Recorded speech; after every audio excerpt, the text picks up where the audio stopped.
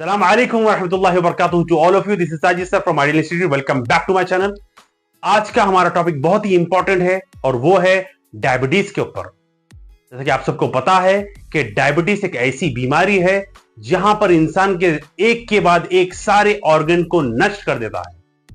और ये डायबिटीज होता कैसे है और इससे बचने के लिए हम क्या प्रिवेंशन ले सकते हैं और इसमें कितने प्रकार के होते हैं डायबिटीज, इन सारी बातों को मैं इस वीडियो में बताऊंगा। तो जुड़े रहिए मेरे साथ इस वीडियो में अंत तक। और ये वीडियो स्टार्ट करने से पहले मैं आपको बता दूं कि ना मैं डॉक्टर हूं ना फिजिशियन हूं, बस घर में रहते हुए जो चीजों की जानकारी हमें होना चाहिए उन सारी बातों को मैं आज डिस्क्लोज करने वाला हूं। तो शुरुआत करते हैं सबसे पहली चीज के डायबिटीज होता क्या है। जैसा कि जो भी फूड हम खाते हैं उसके 3 कंपोनेंट्स होते हैं, जैसा कि प्रोटीन, फैट और कार्बोहाइड्रेट्स। प्रोटीन फैट तो ऑलमोस्ट एब्जॉर्ब हो जाता है, बट कार्बोहाइड्रेट्स जैसा कि मैदा हो गया, चावल हो गया, रोटी हो गई या फिर जंक फूड्स हो गए जैसा कि बर्गर, पिज्जा वगैरह, ये सारी चीजें, ये चीज क्या होती है हमारे पेट से जैसा कि कट डाउन होती है, उसके बाद सीधा हमारे ब्लड्स में चले आती है। ब्लड में जैसा जाती है उसके बाद मसल्स तक जाने के लिए एक कैरियर की जरूरत पड़ती है और उसका काम करता है हमारा पैंक्रियाज, जिसको तिल्ली कहते हैं, जिससे इंसुलिन निकलता है। इंसुलिन का काम सिंपली ये होता है कि ब्लड में से जो शुगर, जो ग्लूकोज आई, उसको पहुंचाना है हमारे मसल्स तक, सेल्स तक। तो वो काम करता है इंसुलिन।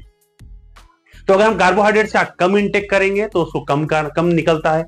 अगर हम ज्यादा इंटेक करेंगे उसका तो ज्यादा इंसुलिन निकलना पड़ता है। और ज्यादा हमारे फूड हैबिट्स आज के टाइम में जो हमारे बुरे फूड हैबिट्स हो गए हैं वो कंटिन्यूस कंज्यूम करने से हो रहा है कि इंसुलिन को ज्यादा काम करना पड़ रहा है ताकि वो बिल्कुल छोटा होता है हमारी बॉडी में।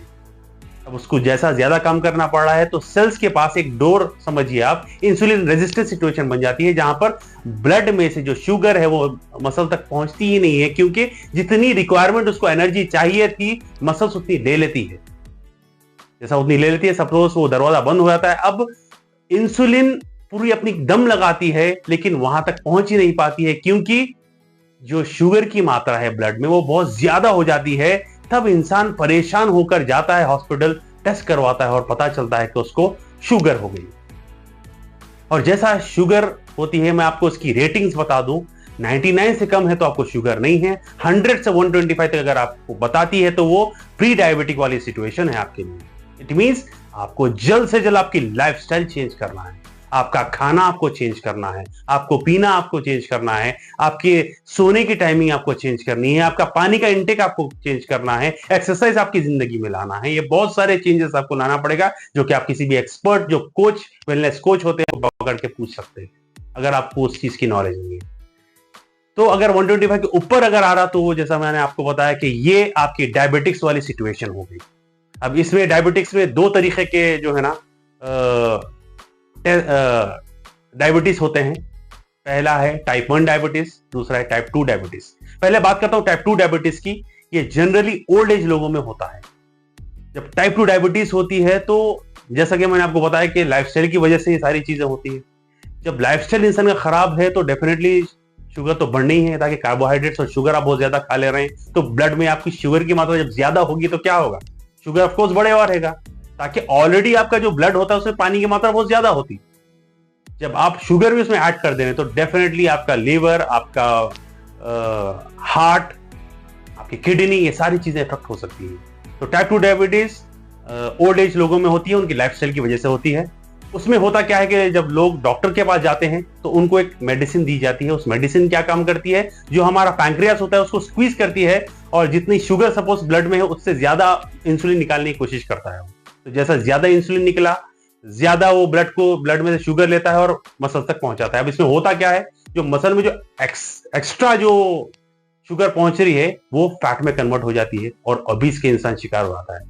तो प्रॉब्लम थी शुगर की, ओबेसिटी की भी शिकार हो जाती है। और जितने लोग ओबेसिटी होती है, इन दोनों का नॉर्मली आप ये मान लीजिए कि कनेक्शन होता है। जो मोटापा है उनको शुगर होना ऑलमोस्ट चांसेस होते हैं। तो उससे पहले अगर अपनी लाइफ को सुधार ले तो ये सारी चीजों से बच सकता है। टाइप 1 जो डायबिटीज है वो होती है नॉर्मली छोटे बच्चों में, टीनेजर्स में होती है। अब आज का आप लाइफस्टाइल समझ लीजिए या जेनेटिकली समझ लीजिए, तो इस वजह से टाइप 1 डिजीज जहां पर टैबलेट से काम नहीं करती है, यहां पर आपको लेना पड़ता है कि इंजेक्शन, इंसुलिन होती है जो कि छोटी इंजेक्शन होती है, वो आपको लेते रहना पड़ता है बार बार।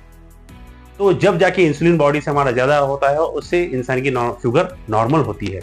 आप बार बार ये जो मेडिसिन भी जो खाते हैं वो भी हमारे बॉडी में जाके फैट में कन्वर्ट होता है और मोटापा वगैरह, और हमारे जो ब्लड में ताकि पानी बहुत ज्यादा भर जाता है तो वो भी पजरना चालू हुआ तो पूरी बॉडी में हमारे, तो इस तरह बहुत सारे प्रॉब्लम्स इंसान को फेस करना पड़ता है।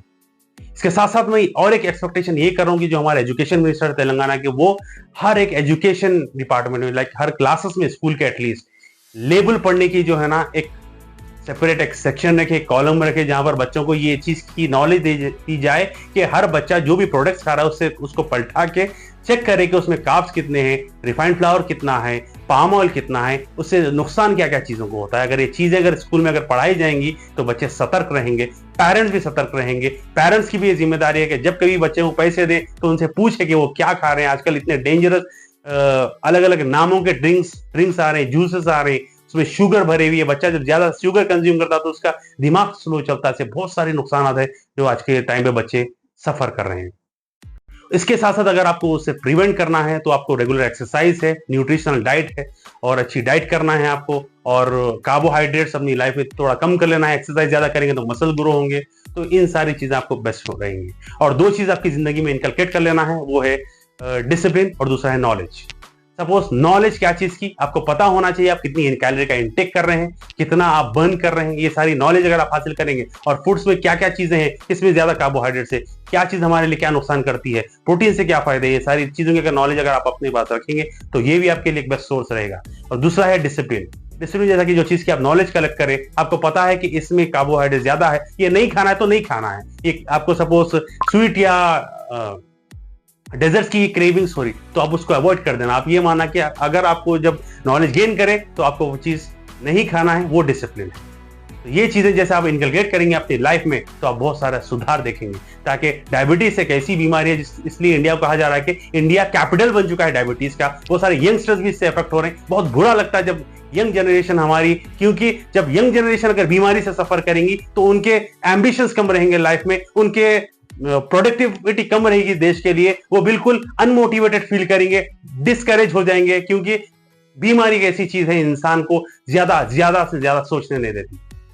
और उसके अलावा अगर आप इसी तरह अगर सतर्क रहना चाह रहे हैं, आप एक्टिव रहना चाह रहे हैं, तो आप हमारी कम्युनिटी ज्वाइन कर सकते हैं, जहां पर आपको हेल्थ से रिलेटेड काफी सारे नॉलेज सेशंस होते हैं, जहां पर आपको weight loss, weight gain, weight management से रिलेटेड काफी सारी नॉलेज दी जाती है, जहां पर आपकी रेगुलर लाइफ में बहुत सारे इंफॉर्मेशन आपको कलेक्ट कर सकते हैं। आप न्यूट्रिशन के बारे में बताया जाता है आपको, बहुत अच्छे नॉलेज सेशंस होते, और बहुत अच्छे कोचेस के बारे में बताया जाता है आपको, बहुत अच्छे नॉलेज सेशंस होते, और बहुत अच्छे कोचेस की निगरानी में आपकी पूरी बॉडी की जो है ना एक्सरसाइज वगैरह की देख रेख की जाती।